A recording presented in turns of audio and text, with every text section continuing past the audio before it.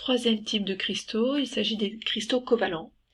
Et leur nom vient évidemment du fait que la cohésion du cristal est assurée par des liaisons covalentes entre les atomes. Alors on peut retrouver des cristaux covalents qui correspondraient à des liaisons 1D, 2D ou 3D. Donc là on va donner deux exemples. Un dans lequel la macromolécule est 3D. Ça veut dire que le solide entier peut être vu comme une seule et unique molécule, puisqu'il y a des liaisons pour aller d'un atome d'un bout jusqu'à un atome à l'autre bout.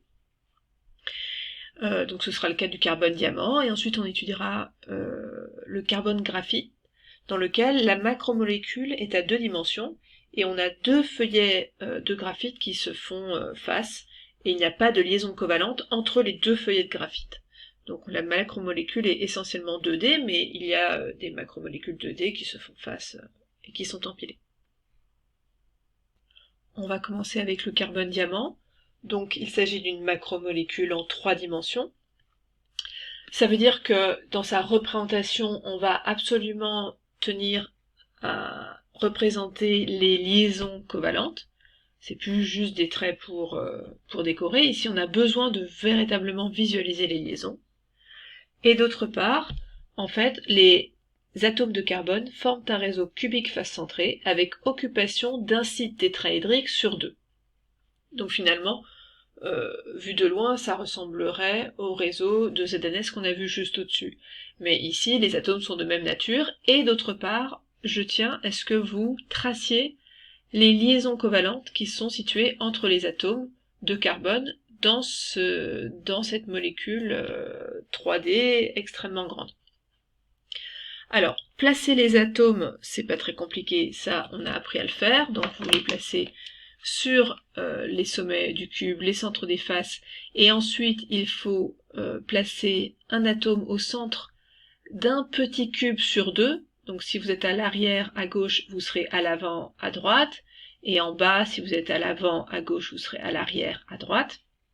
Mais après, il faut placer également les liaisons. Alors pour placer les liaisons, vous partez des atomes qui sont dans les sites tétraédriques, et vous tracez les 4 liaisons covalentes qui partent de ces carbones-là.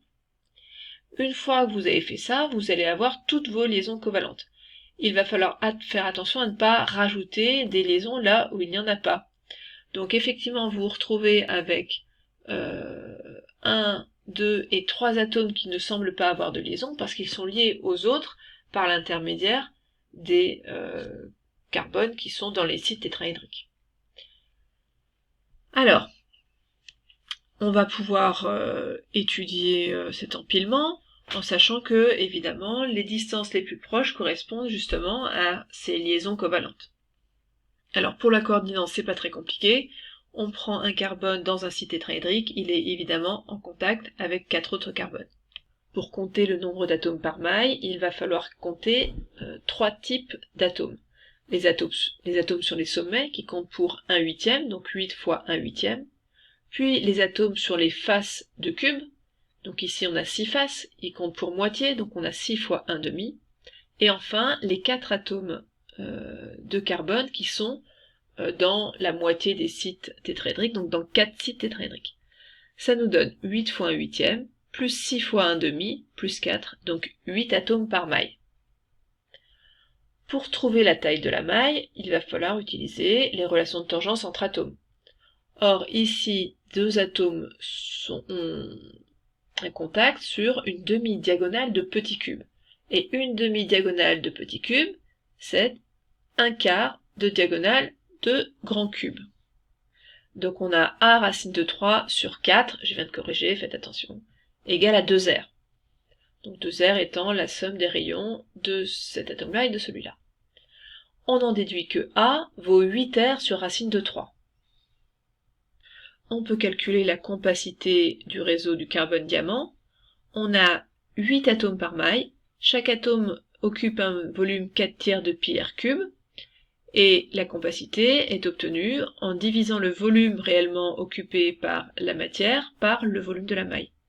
Donc on a 8 fois 4/3 de pi r cube divisé par a cube, avec petit a qui vaut 8R sur racine de 3.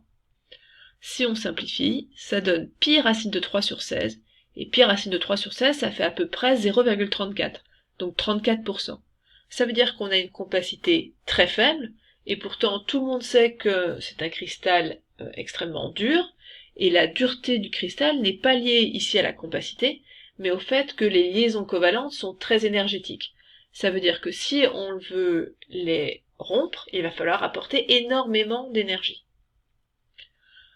Alors, autre chose qu'on peut évidemment calculer, c'est la masse volumique. La masse volumique, c'est la masse des 8 atomes de carbone, donc 8 grand MC sur Na, divisé par le volume du cube, petit a3, ce qui fait 3530 kg par mètre cube. On va avoir un diamant qui est d'une grande dureté, avec une température de fusion très élevée. On se rappellera que c'est pas du tout lié à la compacité, mais à ces liaisons covalentes qui sont particulièrement difficiles à casser. D'autre part, le cristal est isolant parce que tous les électrons sont appariés et non délocalisés. Et enfin, il y a une transparence parce que il n'y a pas d'absorption dans le visible par transition électronique, donc le cristal est transparent. La forme la plus commune du carbone solide, c'est le carbone graphite. Donc c'est une autre variété allotropique du carbone, mais cette fois-ci c'est une structure en feuillet de macromolécules 2D. Donc en fait, dans ces feuillets, on a chaque carbone qui est relié à 3 autres carbones, par des liaisons qui sont intermédiaires entre une liaison simple et une liaison double. Et d'autre part, vous avez les électrons qui sont délocalisés du coup dans toute la structure et qui vont participer à la conduction électrique dans ce plan de feuillet. La cohésion entre feuillets n'est pas réalisée par une liaison covalente, elle est due à une liaison de Van der Waals. Elle est donc bien moins énergétique qu'une liaison covalente, et donc beaucoup plus facile à casser. Ça veut dire que les plans vont être capables de glisser les uns contre les autres après rupture de ces liaisons de Van der Waals entre deux plans successifs. Alors faites attention à cette maille simple du carbone graphite parce qu'elle semble ressembler à une maille hexagonale compacte, mais les positions des atomes sont pas exactement les mêmes, il y a des atomes en plus. Regardez par exemple là-haut sur la base, ainsi que sur la base du bas, c'est pareil, il va y avoir des atomes en plus des atomes ici sur les centres des arêtes verticales. Puis d'autre part, la distance entre la base du haut et celle d'en bas est fixée par la distance caractéristique des liaisons de Van der Waals. Donc ici, l'écart entre deux feuillets vaut 335 picomètres, alors que le côté de ce pavage là de type tomate marseillaise vaut 142 picomètres. Alors, on y va. On a d'abord une coordinance 3, puisque un atome ici de carbone est en contact avec 3 autres atomes, ce qu'on voit peut-être mieux ici, lorsqu'on n'a pas une vision 3D. On peut également compter le nombre d'atomes par maille, et là c'est pas très simple. On a 4 types d'atomes, il va falloir essayer de bien les compter, et je vais leur donner des couleurs pour ça. On va d'abord compter les atomes des sommets. Alors on a ici évidemment 8 sommets, donc 8 atomes qui comptent pour 1/8. On a également 2 atomes qui sont sur les bases, donc celui du haut, celui du bas, et ils comptent pour 1/2. Donc on a déjà 8 fois 1/8 plus 2 fois 1/2. On a également un atome qui compte en propre pour la maille, c'est celui qui est situé complètement dans la maille.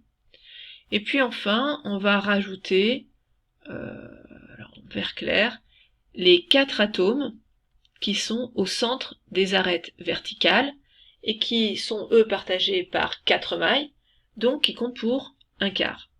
Ça nous donne un total de 4 atomes par maille.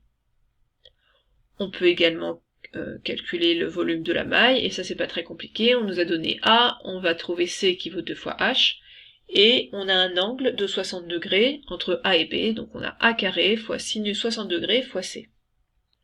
On peut encore calculer la compacité, qui vaut 4 fois 4 tiers de pi r cube sur le volume total. 4 parce que 4 atomes par maille, qui occupent chacun un volume de 4/3 de pi r cube, et le volume, on vient de le calculer. On va trouver une compacité de 0,17, donc il y a beaucoup de vide qui se situe essentiellement entre les feuillets de graphite. On peut également calculer la masse volumique, qui vaut 4 fois la masse d'un atome de carbone divisé par le volume de la maille. Dans les propriétés physiques, on va avoir beaucoup de propriétés qui ne ressemblent pas au carbone diamant. Donc il y a certes une forte cohésion au niveau de chaque feuillet, mais la cohésion est faible entre feuillets, ça veut dire qu'on va pouvoir effriter le carbone graphite, ce qui est plutôt une bonne nouvelle pour vous qui l'utilisez pour écrire sur un papier. Vous déposez en fait des couches de graphite sur votre feuille de papier. On va avoir une température de fusion très élevée, toujours à cause de ces liaisons covalentes entre atomes de carbone à l'intérieur d'un feuillet. Le graphite est également conducteur parce que les électrons sont délocalisés sur un feuillet et donc la conduction se fait dans le plan du feuillet mais pas entre plans parallèles. Et enfin, le graphite est noir, ce qui est lié justement à sa forme de cristallisation, mais c'est pas pour ça qu'on est capable de le comprendre. En tout cas, il est noir parce que il absorbe dans le visible, et donc il absorbe toutes les longueurs d'onde. On va terminer avec les cristaux moléculaires. Dans ces cristaux moléculaires, évidemment, les entités chimiques sont plutôt des molécules, de type CO2, I2, H2O, mais on peut également trouver des atomes, mais qui ne forment pas de liaison avec d'autres. Donc ce serait le cas si on essaye d'assembler des gaz nobles, de type néon, argon, etc. Alors dans ce cas, la cohésion du cristal est assurée uniquement par des liaisons faibles, pas évidemment par des liaisons covalentes, ni même des liaisons de type charge électrostatique. On va être en phase d'interaction de Van der Waals ou éventuellement de liaison hydrogène. Alors ça veut dire que les liaisons seront assez peu énergétiques et donc ces cristaux sont plutôt peu durs parce que les liaisons sont faciles à casser. Alors on va regarder deux exemples. Donc on a ici l'exemple de la carmoglace, donc du CO2 solide, dans lequel les molécules de CO2 forment un réseau cubique face centré, mais les molécules de CO2 ne sont pas ponctuelles et leur orientation a un rôle à jouer, elles ne sont pas du tout orientées aléatoirement, elles vont être à chaque fois parallèles avec une direction sommet opposé.